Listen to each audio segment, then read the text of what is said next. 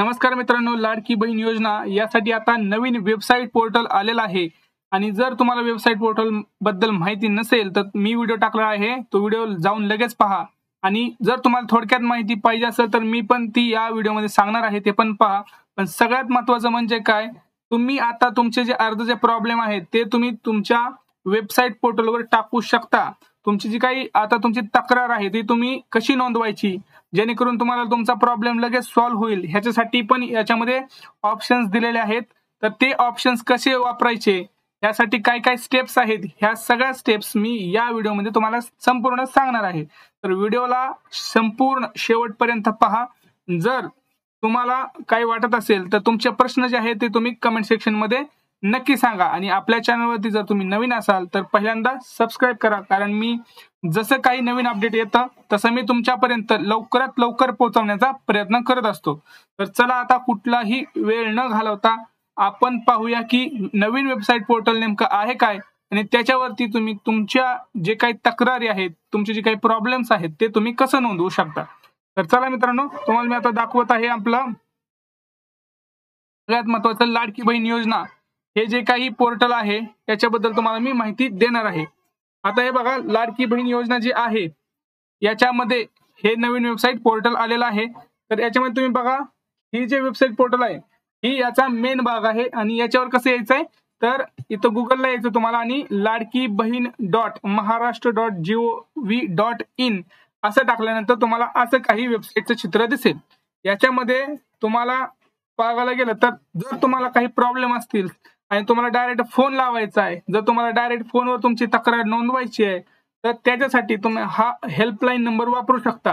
Helpline number म्हणजेच काय, ज्याच्यावर तुम्ही फोन करून तुमच्या जी काही तक्रारी आहे, तुमचे काही डाऊट्स असतील ते तुम्ही सगळं याच्यावरती विचारू शकता. तर त्यासाठी कुठला नंबर आहे, 181 हा नंबर दाबायचा आहे. आणि मग तुम्हाला तो काही टोल फ्री आहे तुम्ही बघू शकता, त्याच्यावरती तुम्ही लावून कसं काय पुढे बोलायचंय ते त्याच्यावरती सगळं सांगितलेलं आहे.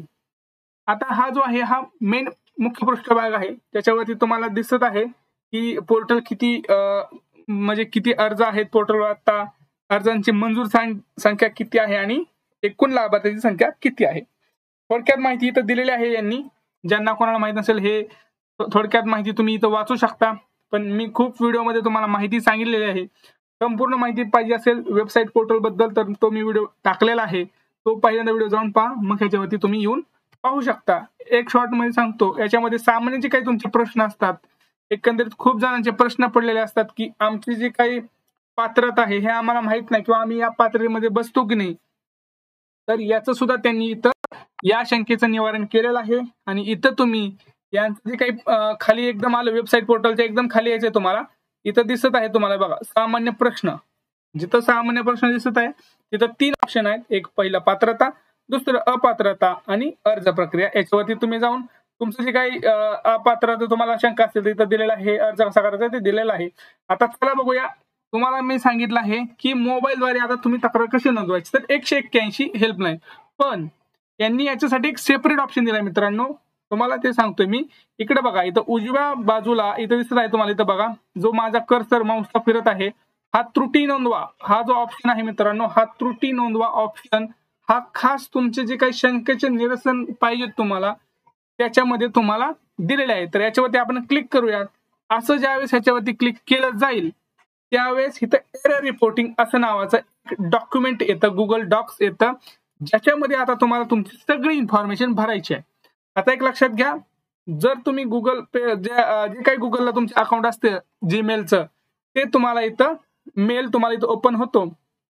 इथं तुम्हाला खाली इन्फॉर्मेशन येते, इथं त्यांनी लिहिलेलं आहे बघा, स्टार इंडिकेट्स रिक्वायर्ड क्वेश्चन्स, म्हणजे जे जिथे स्टार लिहिलंय तिथे तिथं तुम्हाला तिथं ते माहिती भरणं आवश्यक आहे.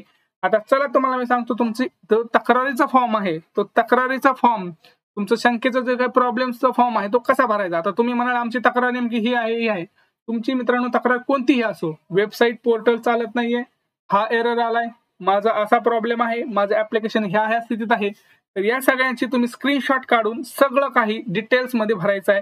ते कसं भरायचं आहे तुम्हाला आता चला सांगतो. हे बघा, इथं काय दिलेलं आहे, डिस्ट्रिक्ट वर चूज करायचंय. तुमचा आता कोणाचा बीड आहे, भंडारा आहे, कुठलाही असो, आपण आता कुठला घेऊ, कोल्हापूर घेऊ. कोल्हापूरवर क्लिक केलं तर एरर डिस्क्रिप्शन टाकायचं मित्रांनो. आता एरर डिस्क्रिप्शन जे आहे ते तुम्हाला इथं आता इंग्लिशमध्ये टाकायचं आहे, हे लक्षात घ्यायचंय. मराठी टाकू नका. त्यांनी वेबसाईट पोर्टलवर कुठलाही मराठीत त्यांनी असं सांगितलं नाही की मराठीत वापरा. त्यांनी रजिस्ट्रेशन करताना सुद्धा त्यांनी प्रामुख्याने सांगितलं आहे की जो तुमचा फॉर्म आहे रजिस्ट्रेशनचा फॉर्म तो सुद्धा इंग्लिशमध्ये भरायला सांगितलेला आहे. आणि याच्यामध्ये जो रजिस्ट्रेशन झाल्यानंतर तुम्हाला जो फॉर्म भरायचा आहे मुख्यमंत्री लाडकी बहीण तो पण तुम्ही इंग्लिशमध्ये भरायचा आहे. असं मोबाईलवर तर काही सांगितलं नव्हतं, पण यांनी खास करून वेबसाईट पोर्टलवरती यांनी सांगितलेलं आहे, हे लक्षात ठेवायचंय. आता हे बघा एरर डिस्क्रिप्शन जो आहे बॉक्स आहे तर इथं काय लिहायचं तुम्हाला. आता समजा तुमची एखादी काही एक त्रुटी आहे किंवा तुम्हाला असं एक तक्रार आहे की बाबा माझं आधार कार्ड जो आहे किंवा तुमचा जो काही स्क्रीनशॉट आहे तुम्ही बघू शकता. जर तुमचं काही प्रॉब्लेम असेल की माझं पेंडिंगच दाखवत आहे खूप दिवस झालं किंवा SMS नॉट व्हेरिफिकेशन डन असं दाखवत आहे जेणेकरून माझं झालं होतं, तर तुम्ही काय करायचं वेबसाईट पोर्टलवर यायचंय, त्याचा स्क्रीनशॉट काढायचा आहे. पहिल्यांदा स्क्रीनशॉट कसा काढायचा मित्रांनो, मोबाईलवर असेल तर तुम्हाला माहिती आहे मोबाईलवर आपण गेस्चर्स वापरतो, त्या गेस्चरच्या त्याच्या मदतीनं तुम्हाला स्क्रीनशॉट काढायचा आहे. आणि जर तुम्ही कम्प्युटरवर वापरत असाल तर विंडोज आणि प्रिंट स्क्रीन असं बटन असतं बघा, प्रिंट स्क्रीन हे दोन्ही दाबल्यानंतर तुमचा लॅपटॉपचा पण स्क्रीनशॉट निघतो. हे एक माहिती पाहिजे तुम्हाला. आता एरर डिस्क्रिप्शन वर काय टाकायचंय, जो काही तुमचा एरर असेल. आता मी समजा एक एक्झाम्पल म्हणून सांगतोय, एक उदाहरण म्हणून सांगतोय.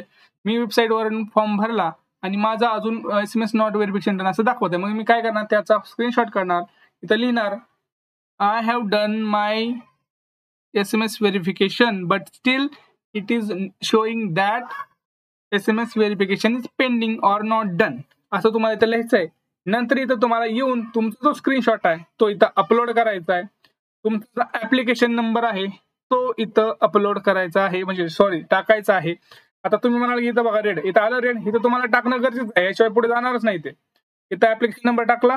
आता रिपोर्टिंग पर्सन सगळ्यात महत्वाचं, रिपोर्टिंग पर्सन नेम म्हणजे काय तुम्हाला इथं शंका असेल. आता रिपोर्टिंग पर्सन नेम आणि रिपोर्टिंग पर्सन कॉन्टॅक्ट नंबर.